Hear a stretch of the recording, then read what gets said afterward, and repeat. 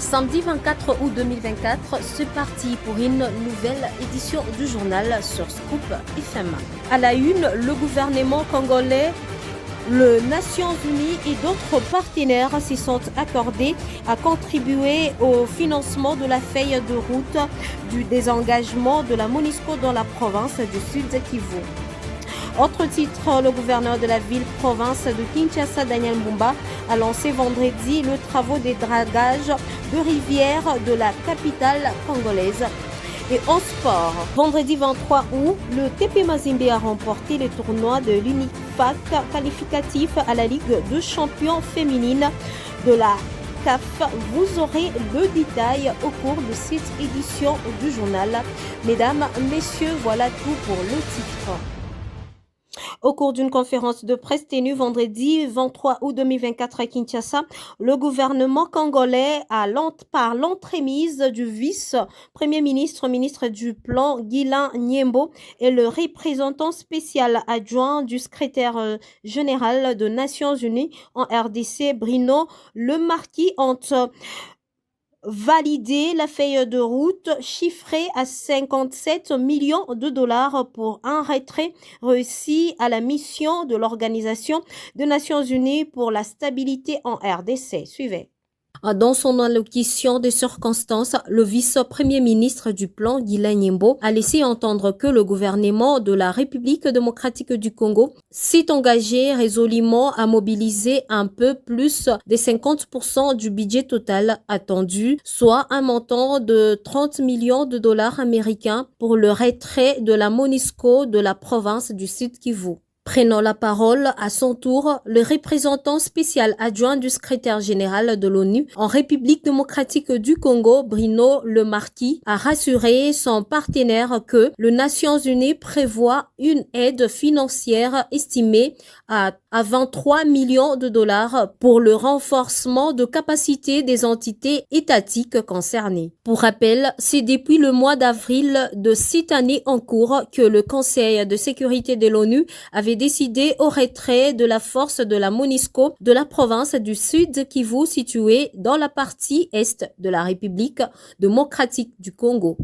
Parlant santé, dans ses journaux, le ministre national de la Santé, le docteur Roger Komba, a indiqué qu'il existe un plan de contingence nationale mis en œuvre par l'Institut national de santé publique au travers son organe opérationnel. Écoutez le ministre de la Santé dans cet extrait. Non seulement il existe un plan de contingence, mais c'est pour ce plan de contingence que nous sommes venus rencontrer le chef de l'État pour lui faire part justement de la réponse préparée par la RDC pour lutter contre cette épidémie. Ce plan de contingence est mis en œuvre par l'Institut national de santé publique, qui est le CDC Congo, et au travers de son organe opérationnel, qui est le Centre d'opération d'urgence de santé publique. Alors ce Centre d'opération d'urgence de santé publique, le COUSP, a développé le plan de contingence, le plan de vaccination, le plan de prise en charge, tout le plan de lutte contre Mpox. C'est autour de ce plan que non seulement le gouvernement a commencé à s'engager, vous avez suivi que le ministre des Finances a annoncé déjà entre 6 et 10 millions de dollars, et ceci vient d'être confirmé par le président de la République. Vous avez suivi que les partenaires, notamment CDC Afrique, commencent à mettre de l'argent. C'est autour de ce plan de contingence qui a été élaboré que nous faisons cela. Non seulement la RDC a ce qu'il faut, mais vous avez vu que dans beaucoup de pays africains, on prend les experts de la RDC pour aller répondre à leurs propres besoins.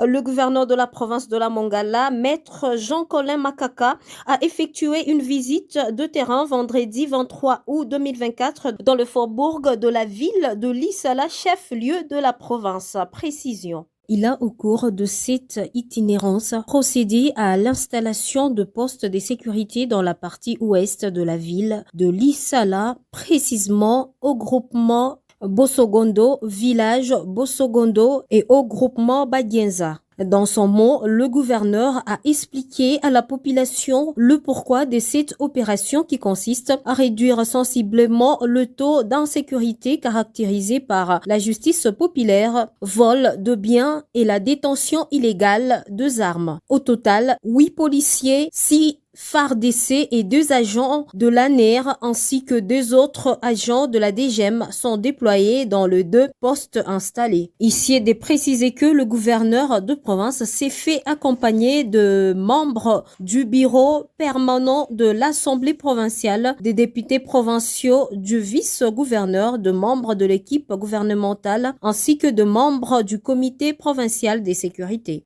Je l'ai annoncé en début de ces journaux, le gouverneur Daniel Mbumba a lancé le travaux de dragage de rivière en présence du DG de l'OVD et du vice-gouverneur et de quelques membres de l'exécutif provincial. Suivez. C'était une première.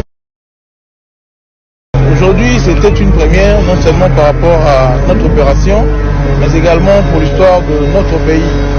Donc, depuis le Congo et Congo, à travers l'OVD, cette opération de dragage n'a jamais été réalisée. L'opération coup de poing nous a permis par un de nos partenaires qui est justement l'OVD, un organe technique à notre disposition pour nous permettre de lancer cette opération.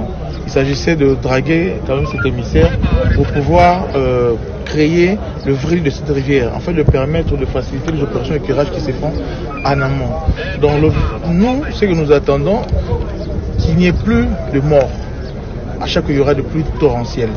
Et nous pensons que nous sommes engagés dans ces combats et à terme nous aurons des résultats. Et nous voulons que quand il y aura des pluies, quand il y aura qu'il n'y ait pas des inondations, que les personnes juste après vaquent à leur occupation. C'est de ces Kinshasa-là que nous voulons. Donc à terme, l'objectif c'est 0 mort, c'est 0 inondation à travers ces opérations. Il y a une dizaine, disons, des émissaires comme ça de la ville et à travers cette dragline, nous allons curer partout, nous allons faire cette opération de dragage partout.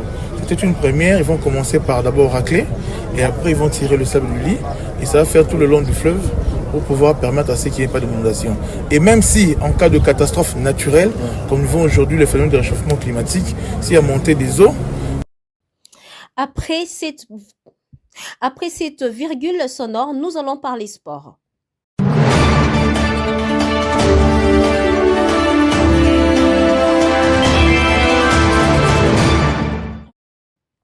Le TP Mazembe a remporté vendredi 23 août le tournoi de l'UNIFAC qualificatif à la Ligue de champions féminine de la CAF. Le Corbeau de Lubumbashi termine avec 7 points sur le 3 matchs joués devant le Leké Football féminine, 5 points. Atlético Malebo, 3 points et Diable Noir, 0 points. Suivez.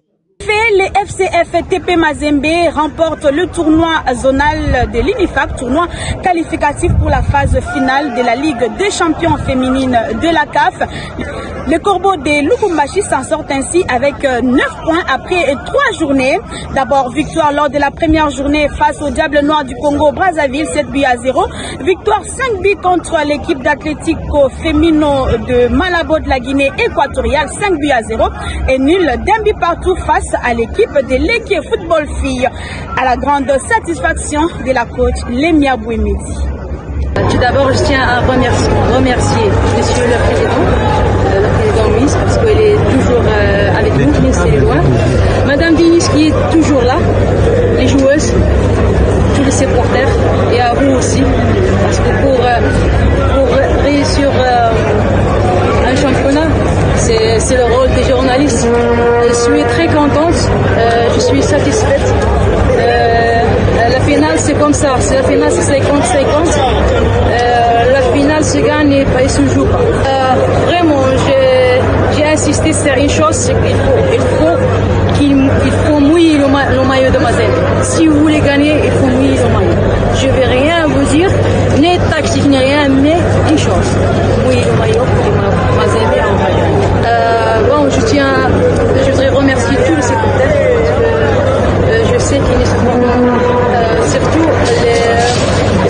les supporters de TP Mazembe qui sont en Lubumbashi, qui n'ont pas eu l'occasion de venir ici, mais ils nous supportent. Esther Dikisha s'en sort meilleure buteuse de cette compétition. Elle en est fière.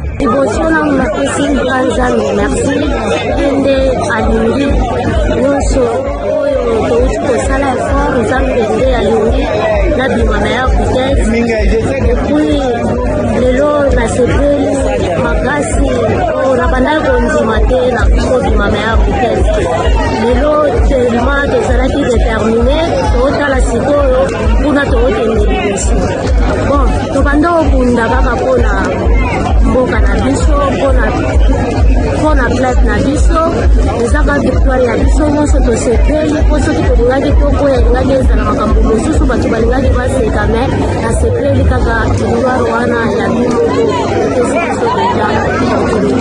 Ainsi, le FCF TP Mazembe va représenter la zone INIFAC à la phase finale de la Ligue de championnes de la CAF.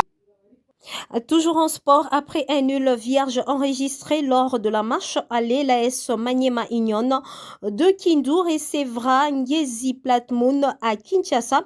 C'est dimanche 25 août 2024 pour le match retour du premier tour préliminaire de la Ligue de champions de la Confédération africaine de football. Cléophas Banza nous en dit plus. Des retours au pays, les unionistes séjournent déjà à Kinshasa où ils vont livrer leur match retour dans ces premiers tours préliminaires de la Ligue des champions version africaine. Ayant fait un match aller en Zambie dont les résultats étaient indésirables, les hommes des Papi Kimoto comptent s'y rattraper dans ces nouveaux duels qui semblent être d'un côté favori et d'un autre côté un piège. Son adversaire zimbabwéen n'éprouve pas de la pression car tout autre résultat nul l'aiderait à passer grâce à la règle du but à l'extérieur. L'objectif pour les Kambele Boys reste celui de se qualifier dans cette compétition continentale. Pas d'excuse pour l'échec, une victoire impérative et la parole qui résonne dans la foule pour stimuler la volonté de cette équipe des Verts et Noirs de Kindu. Comme les deux formations se sont neutralisées à Lusaka sans bouger les filets, la qualification de l'un ou de l'autre au deuxième tour des préliminaires de la Ligue des champions de la CAF se décidera à l'issue de ces matchs retour qui aura lieu ce 25 août au stade des Martyrs de la Pentecôte sous les coups de 16h juste. De toute façon, depuis le match aller, on est prêt sans championnat. On s'est très bien défendu en Zambie. L'équipe adverse nous a posé pas mal de problèmes. Ils voulaient aller au combat directement, aller chercher des duels à 1 contre 1. Voilà, et on a eu suffisamment de temps toute la semaine pour travailler là-dessus. Et maintenant, demain, il faut essayer de marquer. Plus que l'adversaire. On n'a pas le choix. On va jouer d'une autre façon que le match aller. Donc j'espère qu'eux aussi vont s'adapter, je ne sais pas.